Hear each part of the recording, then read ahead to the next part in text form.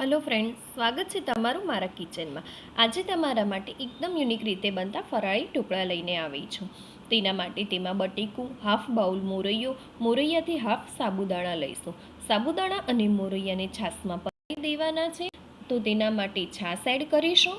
ત્યારબાદ તેને 10 થી 15 મિનિટ માટે રેસ્ટ આપી દઈશું। હવે સાબુદાણાને સારી રીતે મિક્સ કરી લઈશું।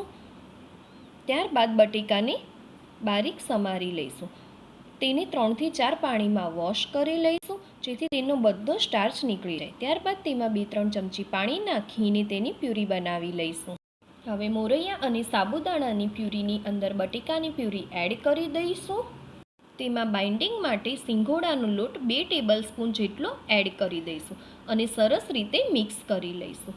ત્યારબાદ તેમાં સ્વાદ અનુસાર ફરાળી મીઠું, લીલા મરચાં કટ કરીને અને કોથમીર એડ કરી દઈશું અને તેને સારી રીતે મિક્સ કરી લેવાના છે।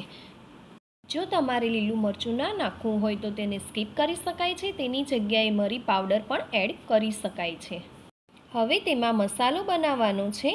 મસાલો બનાવવા માટે ગેસ પર એક વઘાર્યું લઈશું। તેની અંદર 1 ટેબલસ્પૂન જેટલું તેલ અને 1 ટેબલસ્પૂન બટર નાખી દઈશું। ત્યારબાદ તેમાં જીરું અને ચીલી ફ્લેક્સ એડ કરી દઈશું અને આ મસાલાને તૈયાર કરેલા બેટરમાં એડ કરી દઈશું। હવે તેને સારી રીતે મિક્સ કરી લઈશું। મેં યલો ઢોકળા બનાવવા માટે હળદર એડ કરી છે। જો તમને વ્હાઈટ ગમતા હોય તો હળદરને સ્કીપ કરી શકો છો। ત્યારબાદ આ મિક્સરને સારી રીતે મિક્સ કરી લઈશું। ઢોકળાને પોચા અને સોફ્ટ બનાવવા માટે અહીં મેં ઈનો એડ કર્યો છે। ઈનોને એક્ટિવ કરવા માટે પાણી નાખ્યું છે। ત્યારબાદ તેને સારી રીતે મિક્સ કરી લઈશું।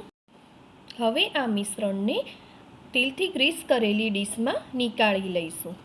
ઢોકળિયાને પહેલેથી સ્ટીમ કરીને રેડી રાખવાનું છે। તેના માટે 10 મિનિટ પહેલાં તેને સ્ટીમ કરી દેવાનું છે।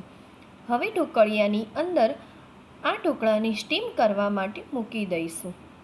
મીડિયમ ફ્લેમ પર 10 થી 15 મિનિટ માટે સ્ટીમ કરવાના છે। ત્યારબાદ તમે જોઈ શકો છો મેં અહીં લાલ મરચું એડ કર્યું છે। જો તમારે મરી પાવડર કે સફેદ તલ એડ કરવા હોય તો તે પણ એડ કરી શકાય છે।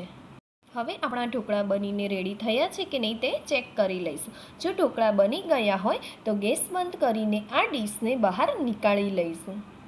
હવે ઢોકળા પર 2 ટેબલસ્પૂન જેટલું તેલ નાખીશું અને તેને સારી રીતે સ્પ્રેડ કરવાનું છે। મેં અહીં સિંગ તેલ લીધું છે, કેમ કે સિંગ તેલનો ટેસ્ટ બહુ સરસ આવે છે।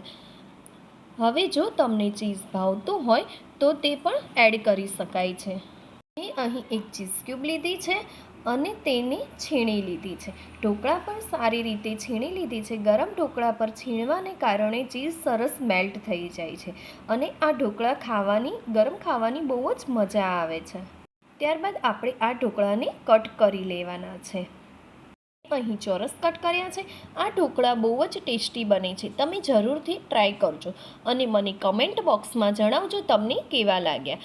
બીજા આવા જ વિડીયો જોવા માટે મારી ચેનલને લાઈક કરજો અને સબસ્ક્રાઈબ કરજો અને બાજુમાં રહેલા બેલ આઇકોન બટનને દબાવજો। જય શ્રી કૃષ્ણ।